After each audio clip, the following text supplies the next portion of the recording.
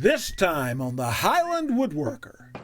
Ever wonder what it takes to build a Windsor chair? Greg Pennington shows us his special technique, and a part of it includes lasers. Then Popular Woodworking's David Thiel gives us a bit of advice when it comes to what routers you might want to keep handy in your shop. Then we'll introduce you to a young wood artist who's combined her passion for food and woodworking into one-of-a-kind handcrafted kitchen tools. It was like gears broke loose in my head. Master furniture maker and author George Walker takes us inside his workshop and tells us why he doesn't plan on using dimensions maybe ever again. Wait until you learn why. All of this and more, this time on the Highland Woodworker. Hello, I'm Charles Brock, and I'm a Highland Woodworker. I love to come to Highland Woodworking in Atlanta, Georgia for all my fine tool needs. And here's my friend Ed Sent. Chuck, nice to see you. Nice to see you, Ed. Ed, I hear that the coping saw, Fretsaw, has been improved upon. Yeah, the design from a long ago has worked okay, but now there's an improved design. I can show you that. I'd love to see it. And look at this Windsor chair. You know, Windsor chairs are very traditional and they're so beautiful. We're going to take you to my friend Greg Pennington's shop and show you how he builds his beautiful Windsor chairs.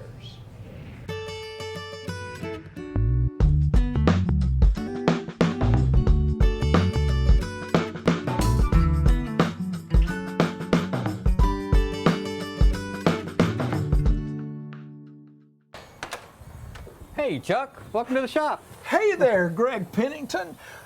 This is a beautiful location for making Windsor chairs. Come on in, Chuck, I'll show you around. Oh, just beautiful. Thanks.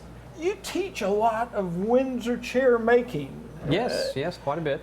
And this is a beautiful example. I love the delicate quality of it. Yes, they're delicate but very strong. The delicacy of it is what makes it strong. Well, it's got a little bit of everything in it. Yes, that's the beauty of chair making is you've got steam bending, carving, you've got turning, shaping, just almost every aspect of woodworking is involved in making chairs. It's just a fantastic process. Once you get used to doing one, you're off to doing something different, so you never get bored with doing the same process over and over again. Every class starts out, we make a set of spindles that are going to go in the dryer.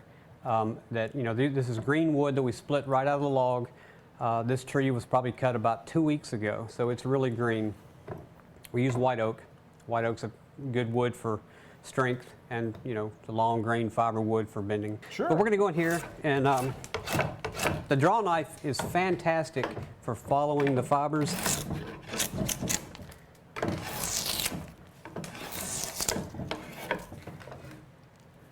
Which is what you have to do when you have these real thin spindles. So the first thing I have them do is just square down the piece of wood to about 13/16. It's amazing how everything always starts by squaring the stock. Yes. I'll square both of the radial plane. It's easier to shave, so I'll do both sides of that. And I'll go into the tangential plane.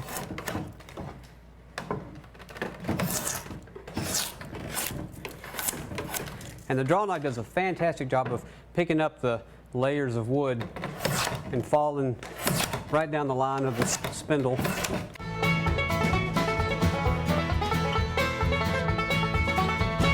So now we're just about down to where we need to go to start doing the shaping. The spindle has a little bulb right here at about 5.5 inches up. So I'll mark that.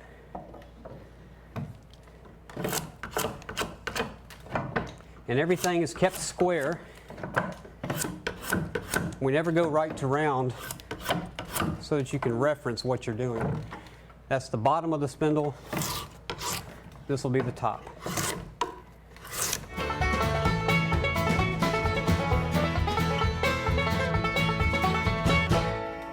So now we have our tapers, Sure. and now I'm just going to simply come back and make it 8 equal sides. If we have 8 equal facets, we know we're round. You can see how nice the draw knife peels off these fibers. You can imagine if this spindle were sawed out, the grain would be going all over the place. And it just wouldn't work. Your draw knife would follow that, and just spindle would be torn all to pieces. You'd have short grain everywhere. Right. Yeah. That's why most chair makers like the most boring straight grain wood. We don't like curl.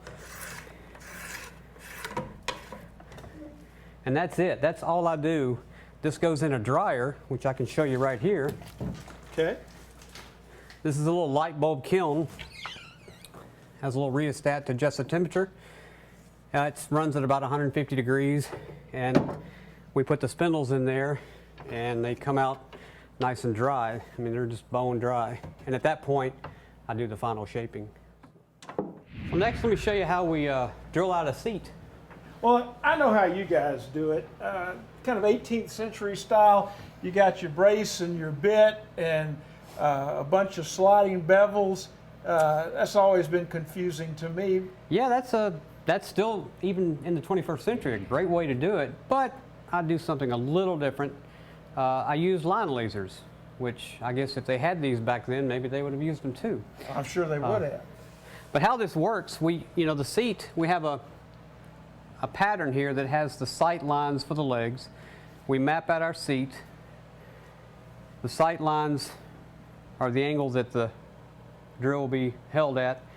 Then I've got a perpendicular line to that, and the laser's set at the angle we're going to drill the hole. This one's set at 90 degrees. This one's set at 19 degrees. It makes a nice crosshatch that the drill can follow. This happens to be a front leg. So let me line this up, and you can just see the laser coming over the center axis of the drill, and then we just simply pull the trigger.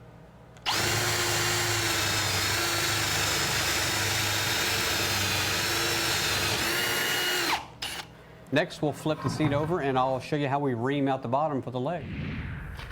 This little block of wood gives me the angles that I need. I set it to the angle, 19 degrees, and then put the laser right over the hole.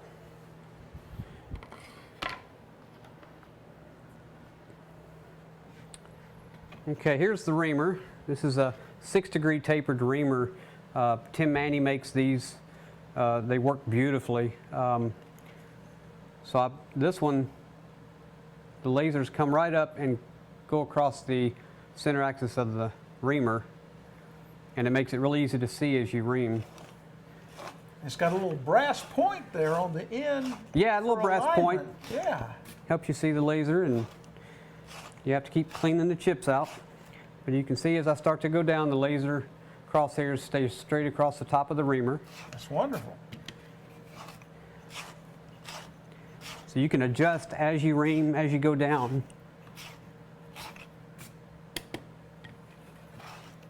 It's really pretty fast. Now we'll get the leg. Here's the leg that I turn. It's a baluster style leg. It's got the 6-degree taper that I turn this by eye on the lathe. So we have a cutter here that we can actually get a perfectly matched fit based on the 6-degree reamer we just used. So then you get this nice locking joint, it's just perfect. And you can use that laser. You can see the laser comes straight up this way and straight up the center axis of the leg that way. So you know you're spot on perfect. Well, Greg, I know Windsor Chairmakers just love to bend wood. Yes. And I believe you were going to show us how to bend the arm right here. Yes, I've got one in the steamer now, so we can go over here and show you how that's done.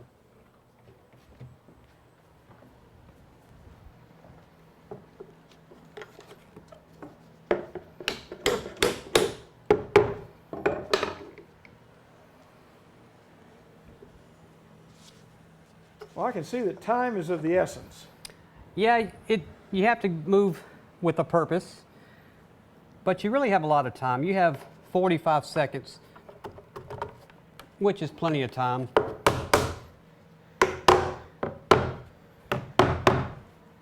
And that's all there is to it.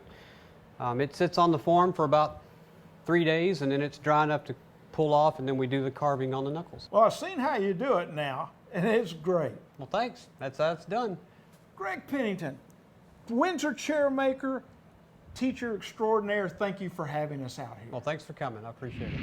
Chuck, over here are the new concept saws we're telling you about. Well, they look different. They are different. There's a few different styles. We've got a standard coping saw that has pinned ends, and then a Fretsaw, which you may be more familiar with.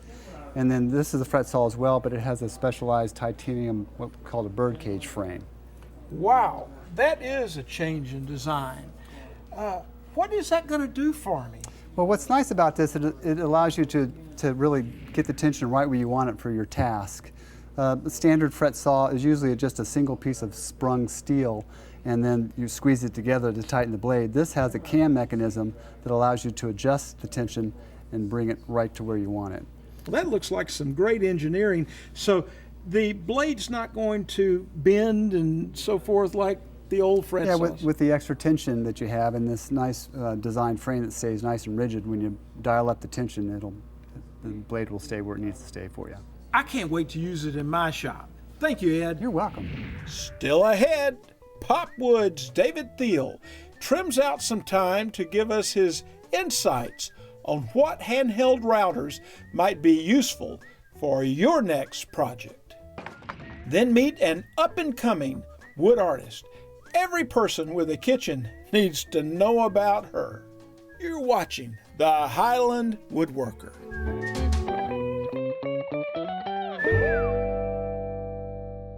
SawStop is the only table saw that stops on contact with skin. Its safety features and unmatched quality and craftsmanship have made it the best-selling cabinet saw in America. Put a SawStop in your shop. Are your tools Tormek sharp? Tormek, consistent, reliable, and razor sharp. Tormek, sharpening innovation.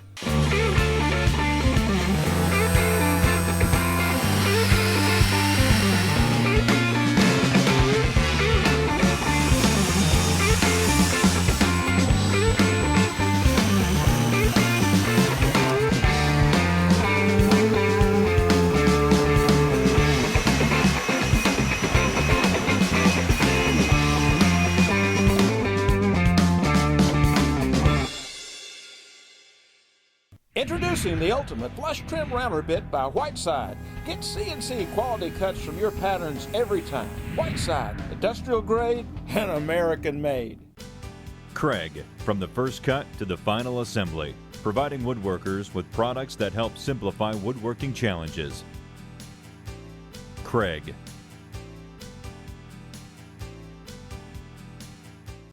Forrest, manufacturer of the award-winning Woodworker 2, presents the PVW blade, designed specifically for the rip and cross-cutting of plywood and plywood veneers without splintering or chip-outs.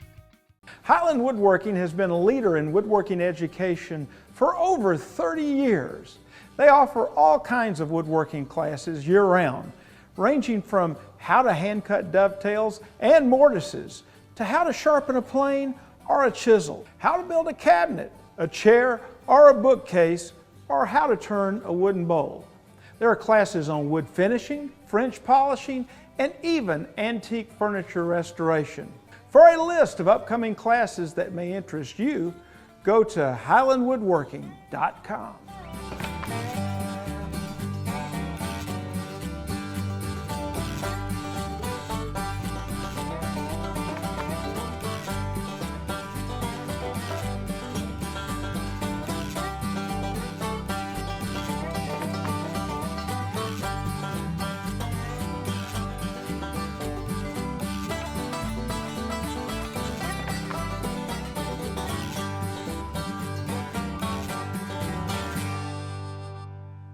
Handheld routers are very useful for many projects.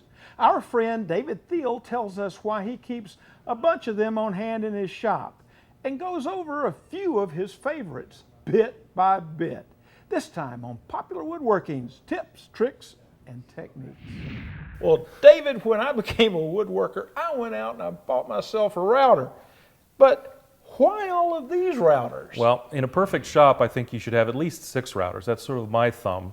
It's that way you can put a bit in every one of them. It's the one you need to use and you never have to change the bit, which is a lot more work. So I think a router for every purpose is great. However, I think picking the right router is important too. Most shops are going to have a big 2.5, 3 horsepower router, and that's perfectly sensible because you need that for hogging off a 1/2-inch dado out of the middle of a side of a cabinet, big profiles on chairs, banisters, that sort of a thing, big stuff. Yes, but it's heavy. It takes 2 hands to control it. So it's not the most tactile or sensitive tool, which is why it can be loud and scary for some operations. Quite so. And when I was learning a long time ago woodworking, I was doing a lot of work with laminate trimming, formica, that sort of a thing. And these were the tools that we used all the time, laminate trimmers. At that time, that was all we used them for. But as you start to realize, hey, it's still a router. You can use it for a lot of other things as well. Now I think it's become a little more accepted, but I want to reinforce it a little bit, that a trim router is great for a lot of woodworking practices as well.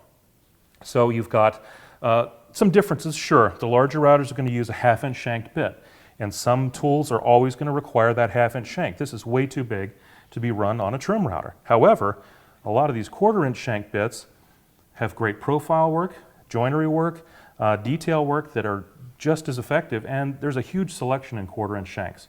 So why not take advantage of that? Trim routers are, well, we'll call them small handheld routers, palm routers, how about that? Because they're not just trim routers. Will only usually take a 1/4-inch shank. So that's what you're relegated to, but that doesn't mean that you're held up too much. Obviously, we've got a nice selection. They're adjustable for height. You've got a nice opening on here that will honestly take your bigger bits. Now, sometimes you'll have to make sure that it fits. That's an important thing. But nonetheless, it's giving you plenty of access.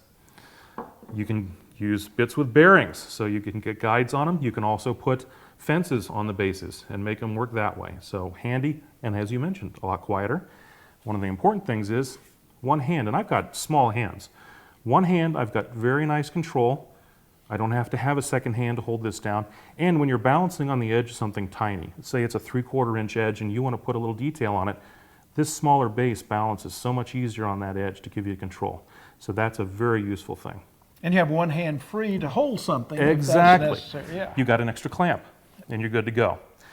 Something I would suggest, and some of the new trimmer routers are doing, is using a clear base, an acrylic base, so that you can see the work through when you're looking down into it. This one actually even has 2 LED lights built into it so that it shines down on the work and illuminates the process, so you get an even better view at it. And this one's set up nicely with some template guides for inlay work. That's great. Perfect size in the base and you're good to go. Lots of cool things. Need a little more control? Need some plunge capability instead of fine adjustment? You can put this base, this plunge base, right on this trim router, and you've almost got all the capabilities of a full-sized router and a very small handheld tool. That's wonderful. So have one of these, or have 6 of both. I need to add to my collection. I think I'm only up to like 4, so Yep. 2 more. Couple more projects that you need that for, and you're good to go. Yeah, let's see if I can save up a little money. Thank you. Happy to help you shop. All right. I am really excited to introduce you to a young woodworker who has taken Music City by storm, one spoon and one breadboard at a time. I think you'll see why this lady and her work is so close to my heart. Meet my daughter, Emily Brock, this time on Generation Next. Hi, my name is Emily Brock. I live in Nashville, Tennessee. I'm 26 years old and I've been woodworking for about a year, but I've always had a passion for anything creative, anything artistic, and just love to find new ways to express myself and, to contribute something beautiful to the world. I got really into cooking and I started a blog and I loved it, and I learned so much about cooking and sourcing good ingredients, and along with that came the need for a lot of kitchen tools that I didn't have. And so I started buying things and kind of realized I didn't love what was in the store. And it might be cool to make some of my own tools for the kitchen, you know, spoons and bowls and stuff like that. While I was living out in Washington State, I started a little wood shop in a canning shed behind our house. And it was maybe a 7 by 7 foot little shed full of spiders, but I got a bandsaw and a few little carving tools and just kind of went for it to see what would happen. I slowly started to just, you know, expand my skills and learn new things, work with different woods, and eventually realized it might be fun to start selling some of this stuff. So I started a little business called Board and Bread. It's kind of just an homage to my Southern heritage. So I started doing spoons and cutting boards, and my friends loved them. I started putting them on the internet, and it turned into a business. So some of my work has been featured in a few different publications. Nashville Lifestyles here in town did a little feature on me, and then Garden and Gun magazine from Charleston, South Carolina, they did a feature on great kitchen tools that are, you know, heirloom pieces for today's chef, and I have a hand-carved pie server that I make. A few months ago, I was contacted by a company called Food 52. They've had well, I guess it was an article in the New York Times for decades that was all about food and cooking, and then they started a blog about it, and then opened an online store called Provisions, and it's really cool. It just sells all kinds of beautiful kitchen and home products, a lot of food, and, you know, like specialty goods. And I worked with them recently to do an exclusive salad spoon set. So it's 2 long spoons, and one has 3 teeth on it. And I worked with them to design it, and we wanted it to have kind of a mid-century modern feel. One of the really cool things about being a woodworker at 26 years old in 2014 is that I can try new things all the time, put it on the internet, and immediately get feedback. That's a really cool way to not only, you know, just get input on your work, but to grow your business.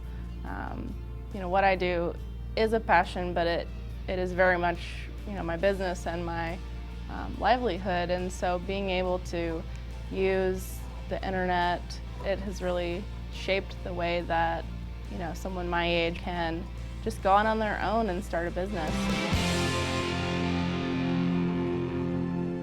I would look at a piece of furniture then and I'd say, I know what's wrong with that, or I know what I like about it. Because suddenly I could see with a whole different set of eyes that I didn't have before. Learn how George Walker's quest to crack a design code from centuries ago took this master furniture maker's work to an entirely different scale. You're watching the Highland Woodworker.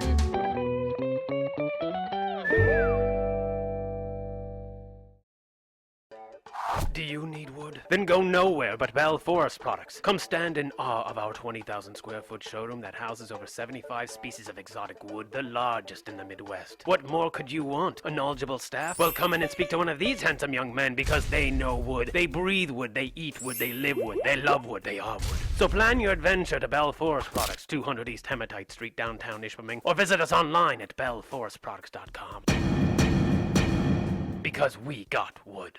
Rikon Power Tools, a leader in woodworking power tools for over 10 years, with a passion for quality and performance at an affordable price. Rikon has a full line of dependable tools, including a long list of industry-leading bandsaws, like their new powerful 10-350 14-inch Professional. Rikon Power Tools, tools designed by woodworkers. Masterpiece Wood Finish is a special 3-part oil and wax system designed to enhance the beauty of wood. It's easy to apply, maintain, and repair. Applying several coats of the base coat, mid coat, and top coat to a prepared wood surface will create a finish that will make a craftsman smile. I helped develop Masterpiece Wood Finish, not just for your masterpiece, but mine too. SawStop is the only table saw that stops on contact with skin. Its safety features and unmatched quality and craftsmanship have made it the best-selling cabinet saw in America. Put a SawStop in your shop. If you can't make it to Atlanta, then you can always shop us on the web at www.highlandwoodworking.com. Moment with a Master is presented by Masterpiece Wood Finishes, helping you build beautiful furniture. If there was a Hand Tool Hall of Fame, George Walker would be one of the first inductees. He invited us to his Canton, Ohio workshop, which is just around the corner from the Football Hall of Fame. And he helped us tackle a classic problem using the oldest tools known to man, the hand and the eye.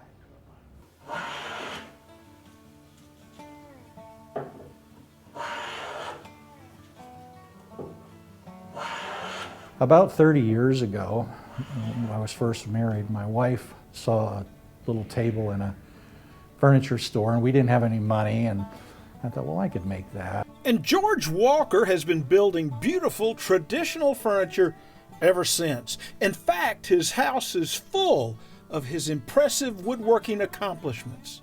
I'd been reading his informative articles on furniture design for years and am a real fan of a recent book he wrote with Jim Talpin titled By Hand and Eye.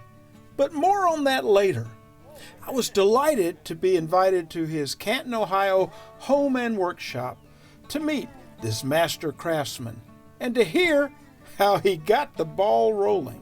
I always liked working with my hands ever since I was a little kid. And early on, I took the vocational route in school, and I got into machine trades and eventually got into an apprenticeship to become a machinist.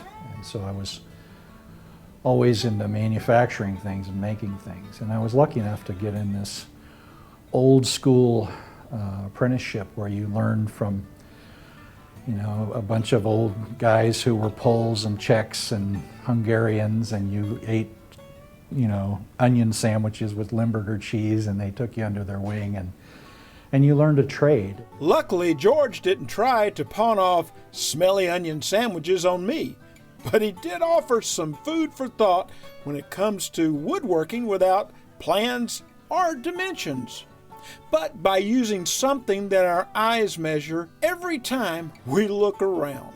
A lot of furniture was made here in Northeast Ohio in the early 19th century. I admired it. And I wondered, how did those guys seem to get the proportions right so much? And I started studying the old literature. And there was actually a lot of information about proportions and how they work and how you can use proportions to lead the eye or use proportions to create rhythm or a transition or a border in design. So that was a real eye-opener for me in order to be able to see things spatially and then actually create designs myself. When I started looking at all this old literature, another thing that came up was there's something called a classic order, and it's a stylized column from a temple in Greece, and there were about 5 different classic orders that ranged from stout to very delicate, and they were canonized back in hundreds of years ago. But anyway, these things became standards for learning proportions. And the old books, even in the 18th century, like Chippendale's Director, it would always start with a chapter and say, you need to understand and learn these things. So he did, and when it came to his woodworking, George had to go back to the drawing board. I sat down at the kitchen table and started drawing them, and lo and behold, it was like gears broke loose in my head, and suddenly I start to understand proportions and how proportions relate to each other. And I would look at a piece of furniture then and I'd say, I know what's wrong with that, or I know what I like about it. Because suddenly I could see with a whole different set of eyes that I didn't have before. George, this is just a great divider. I love it. The weight. You didn't just buy this yesterday. No.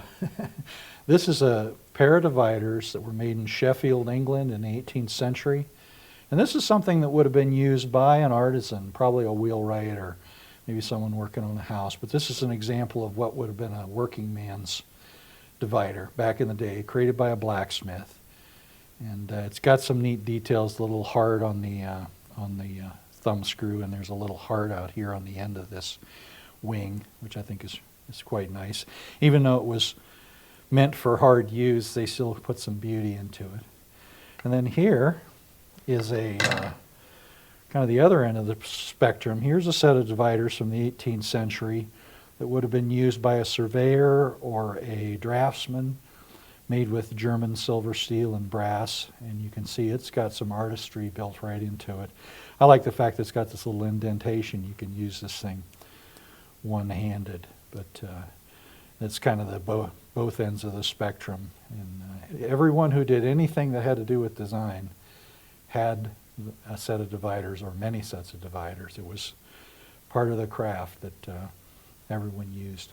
Now, the dividers are a big part of finding proportion, and they were used by the artisans of old to build what we think of today as the great period pieces. Well, you know, in the early books, basically everything that was designed around using simple shapes like squares and circles and rectangles, and then stepping off proportions, and usually with dividers, dividing a space into 5 parts or 3 parts.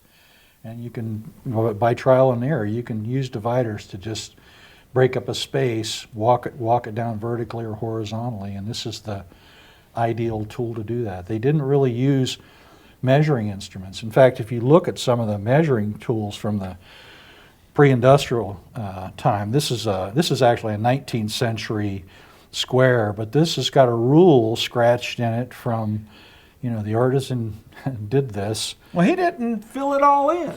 No, he didn't. There's no numbers on it, but you also notice it's nothing finer than 1/4 of an inch, and it isn't exactly something you'd call for accurate work. It was because dimensions back in that day were not the primary thing they were working to. Obviously, they had to make a table the right height for it to be comfortable, but for them, it was really about proportions. It was about stepping off proportions with dividers versus using a measurement to get the right look and function out of a piece of furniture.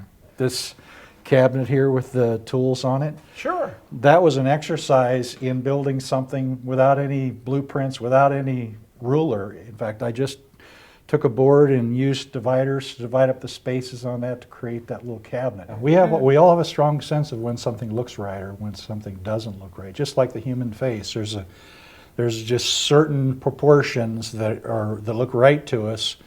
And if the nose is pulled out a little bit too far, all of a sudden everyone notices, because we're really tuned into certain proportions and what works and what doesn't work. Here's a little drawing. This is from a 16th century Spanish manuscript on design, and you can see they laid out the human form with little simple shapes and proportions to know, you know, where the eye line is and where the broadest part of the chest is, and our entire human form is dictated by those same simple proportions that we use in furniture and architecture.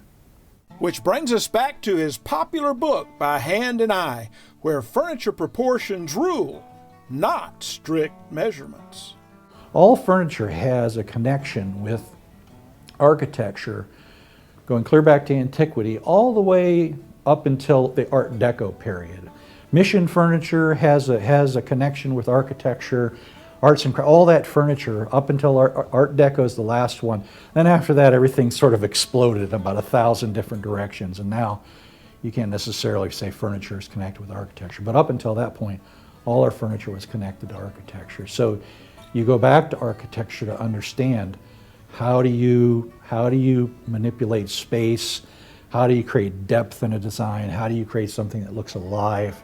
And architecture is really where you can learn those things to make your furniture really stand out. Word of mouth has it that By Hand and Eye is on many architects' must-read list. I have had a number of architects that have read my book and have written me back and said, boy, I wish all the finished carpenters and subcontractors that work for me had read your book, because it would be really helpful from an architect's standpoint. So that's been fun to get that kind of confirmation that, yeah, this is some real powerful stuff. These concepts are timeless. Ugly is ugly no matter what you make out of it. And beauty and harmony and delight and surprise are timeless, and they work in contemporary work also. So what's next for George Walker? Well, like most traditional woodworkers, he wants to try his hand on some contemporary pieces, while working with Jim Talpin to teach woodworkers about a whole new hand tool world without rulers. You know, there's a lot of people right now doing some great work in reviving the parts of our woodworking tradition that might have gone by the wayside if someone hadn't preserved it. And I would really like to be thought of as someone who kind of pulled something back out of the dust. It was really valuable information, part of our woodworking tradition, and made it contemporary for people so that this keeps alive. This is a great part of our woodworking heritage, and it would be an absolute shame for it to go away. So that's what I like to be remembered for, keeping it alive.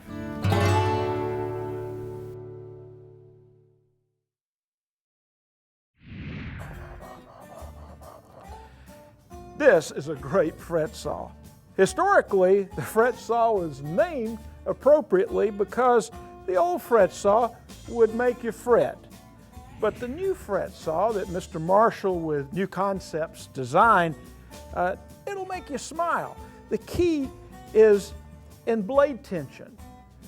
Instead of the blade breaking, blade coming loose and falling out, all of those problems that make you fret, this one keeps the tension on the blade throughout the cut with this unique design and the stiffness of the frame itself. Well, you can get this saw with a deeper frame for cuts that need to reach in further.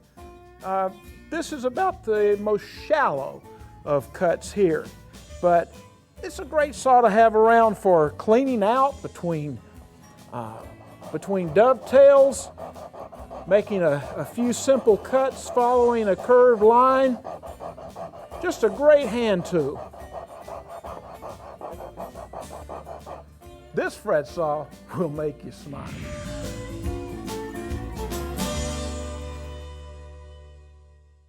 Improve your woodworking experience. Sign up for Wood News Online, a monthly newsletter showcasing the latest news, tips, and classes Highland Woodworking has to offer. By signing up, you'll receive the latest episode of the Highland Woodworker, special store promotions, and Wood News Online delivered straight to your inbox. Sign up today. Well, I hope you enjoyed this episode. Don't forget to like us on Facebook and follow us on Twitter. Until next time, I'm Charles Brock, and I'm a Highland Woodworker.